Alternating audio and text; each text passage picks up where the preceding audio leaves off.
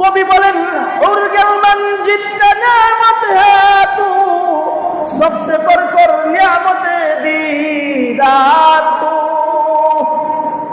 জান্নাতের ভিতরে যত বড় বড় নিয়ামতই থাকুক না কেন, আল্লাহ তাআলার দিদারের থেকে বড় নিয়ামত না। জোরে বলি সুবহানাল্লাহ।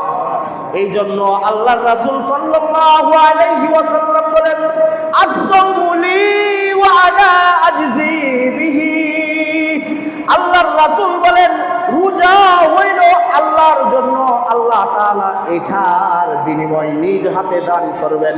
অন্য এক হাদিসে আছে রোজা বান্দারা আমার জন্য রাখে আর এটার বিনিময় আমি আল্লাহ রাব্বুল আলামিন নিজেই হয়ে যাব। জোরে বলি সুবহানাল্লাহ। এই হাদিস দ্বারা বোঝা যায় রোজাদার ব্যক্তির জন্য আল্লাহ তাআলা দিদার দিবেন, অর্থাৎ আল্লাহ তাআলা সাক্ষাৎ করবেন এবং নিজ হাতে পুরস্কারের ব্যবস্থা করে দেবেন। জোরে বলি সুবহানাল্লাহ।